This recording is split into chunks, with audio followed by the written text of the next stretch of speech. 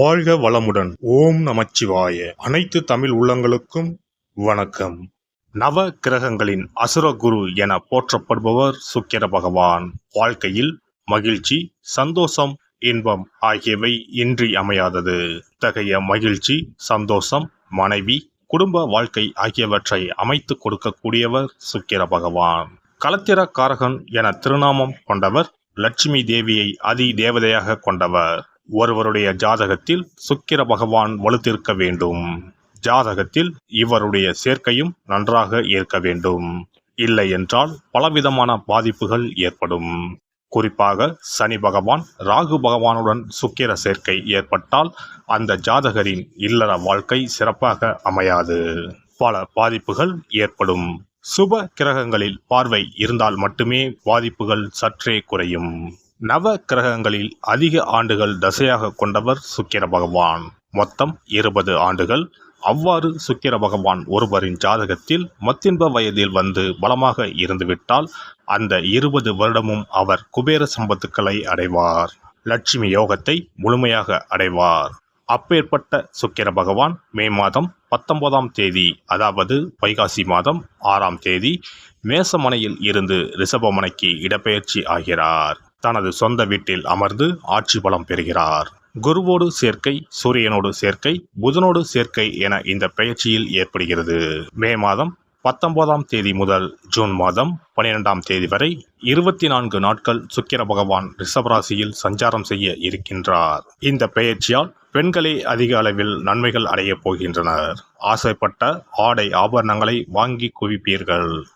அடைபடாத கடனை அடைத்து நிம்மதி அடைவீர்கள். அடையில் உள்ள பொருட்களை மீட்க அரிதான காலகட்டம் இதுவாகும். இனி உங்கள் ராசிக்கான பலன் என்ன என்பதனை பற்றி காண்போம். எந்த ஒரு விஷயத்தையும் நிதானமாக அணுகும் கும்பராசி அன்பர்களே, இந்த பெயர்ச்சியால் அடுத்தவர்களால் இருந்து வந்த வீண் பிரச்சனைகள் அகலும். வாகனங்களில் செல்லும் போதும், பணிபுரியும் இடத்தில் ஆயுதங்களை கையாளும் போதும் கவனம் தேவை. சுப செலவு அதிகரிக்கும். மனதில் இருந்த உற்சாகம் அதிகரிக்கும். எதிர்மறை எண்ணங்கள் மறைந்து நேர்மறை எண்ணங்கள் உருவாகும். எடுத்த முயற்சிகளில் இருந்து வந்த தாமத போக்கு மாறும். தொழில் வியாபாரத்தில் ஈடுபட்டு இருப்பவர்கள் சற்று விழிப்புடன் இருப்பது நல்லது.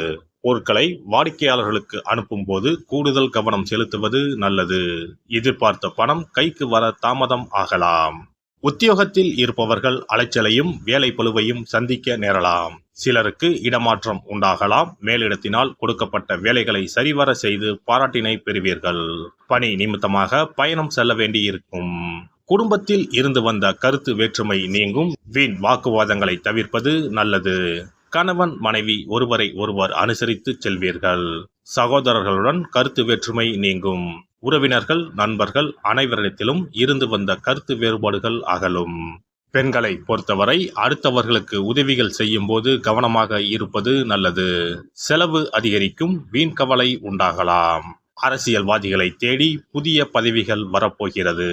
செய்கின்ற காரியங்களில் சிறு தடைகள் ஏற்பட்டாலும் முடிவு சாதகமாகவே அமையும். பொது நலனோடு சமுதாய நலன் சார்ந்த எண்ணங்களை செயல்படுத்த முனைவீர்கள். கலைத்துறையினர் புதிய ஒப்பந்தங்களை பெறுவதற்கு தீவிர முயற்சிகளை மேற்கொள்ள வேண்டியிருக்கும். ஆனாலும் உங்கள் சுய கௌரவத்திற்கு பங்கம் ஏற்படாது. சக கலைஞர்களின் உதவியால் உங்களின் திறமைகளை வளர்த்துக் கொள்வீர்கள். மாணவர்கள் கல்வி பற்றிய கவலையை தவிர்த்து கூடுதல் கவனத்துடன் படிப்பது நல்லது. வீண் அலைச்சல் இருக்கும். நட்சத்திர பலன்கள். அவிட்டம் நட்சத்திரம். தொழில் வியாபாரம் பற்றிய கவலை உண்டாகும். பழைய பாக்கிகள் வசூலிப்பதில் வேகம் காட்டுவீர்கள். ஆர்டர்கள் கிடைப்பதில் தாமதம் உண்டாகலாம். முயற்சிகளுக்கு தகுந்த லாபம் கிடைக்கும். கொடுக்கல் வாங்கலில் இருந்த சிரமங்கள் குறையும். சிற்சில தடைகள் ஏற்பட்டாலும் அனைத்து செயல்களிலும் வெற்றி அடைவீர்கள். சதயம் நட்சத்திரம். வாடிக்கையாளர்களை கவர புதிய திட்டங்களை தீட்டுவீர்கள். வியாபாரத்தை விரிவுபடுத்தினாலும் கடன் சுமை அதிகரிக்காமல் பார்த்து கொள்ளவும். கூட்டாளிகளிடம் விட்டு கொடுத்து நடந்து கொள்ளவும். உத்தியோகத்தில் இருப்பவர்கள் கூடுதலான பணிகளை கவனிக்க வேண்டியிருக்கும். பூரட்டாதி நட்சத்திரம். வேலை மாறுதல் பற்றிய எண்ணம் உண்டாகும். அதிகார பதவிகளில் இருப்பவர்களுக்கு சாதனைகள் செய்ய இயலும். பணத்தை பாதுகாப்பது சம்பந்தப்பட்ட வேலைகளில் இருப்பவர்கள் கவனமுடன் கையாளவும். மேல் அதிகாரிகளுடன் சுமூகமான உறவை வைத்துக் கொள்ளுங்கள். சனிக்கிழமை அன்று எல் சாதம் சனி பகவானுக்கு நைவேத்தியம் செய்து காகத்திற்கு வைக்க கஷ்டங்கள் குறையும். உடல் ஆரோக்கியம் உண்டாகும். இனி சுக்கிர பகவானின் அருளை முழுமையாக பெற வெள்ளிக்கிழமையில் செய்ய வேண்டிய வழிபாடு என்ன என்பதனை பற்றி காண்போம். வெள்ளிக்கிழமை என்பது தெய்வ வழிபாட்டிற்கு உரிய நாளாகும். அதிலும் குறிப்பாக மகாலட்சுமியை வழிபடுவதற்கு சிறப்பான கிழமையாக கருதப்படுகிறது. நமக்கு செல்வத்தை வாரி வழங்கக்கூடிய மகாலட்சுமி தேவியும் குபேரனும் நம்முடைய பூர்வ ஜென்ம கர்ம வினைக்கு ஏற்ப பலாபலன்களை கொடுக்கிறார்கள். அதை அனுபவிக்க செய்யும் பொறுப்பு சுக்கிர பகவான் பார்த்து கொள்கிறார்.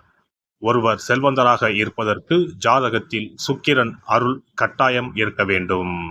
சுக்கிரனுடைய அருள் பெற வெள்ளிக்கிழமையில் சுக்கிரஹோரை வரும் நேரத்தில் இவ்வாறு வழிபாடு செய்தால் சுபபோக வாழ்க்கையை அனுபவிக்க முடியும். ஒருவருடைய ஜாதகத்தில் சுக்கிரன் நீச்சம் பெற்றால் உடல் ரீதியான ஆரோக்கிய ரீதியான பாதிப்புகள் ஏற்படும். சொத்து சுகங்கள் எவ்வளவு இருந்தாலும் அதை முழுமையாக அனுபவிக்க முடியாமல் செய்துவிடும். பெரிய பெரிய பணக்காரர்களை எடுத்துக்கொண்டால் அவர்களிடம் எவ்வளவு காசு கொட்டி கிடந்தாலும் சுக்கிர தசை இல்லை என்றால் அவ்வளவு பணமும் வீண் விரயமாகத்தான் போகும். குறிப்பாக மருத்துவ செலவுகள் செய்தே சொத்துக்கள் அழியும் நிலை வரும். இதற்கு சுக்கிர பகவானுடைய வழிபாடு நல்ல ஒரு பலனை கொடுக்கும். சுக்கிர பகவானுக்கு வெள்ளிக்கிழமை என்பது உரிய தினமாகும். சுக்கிரன் அருள் பெற வீட்டில் வெள்ளி பொருட்களை பயன்படுத்துவது நலமாகும். வெள்ளியில் சுக்கிரன் வசிப்பதாக ஐதீகம் உள்ளது. வெள்ளி பொருட்கள் கொண்டு பூஜை செய்தால் சகல சௌபாக்கியங்களும் உண்டாகும். சுக்கிர வழிபாடு செய்ய நினைப்பவர்கள் காலை 6 மணி முதல் 7 மணி வரையிலான காலம் சுக்கிரஹோரை ஆகும். அதனை தவறவிட்டால் மதியம் 1 மணி முதல் 2 மணி வரை சுக்கிரஹோரை நிகழ்கின்றது.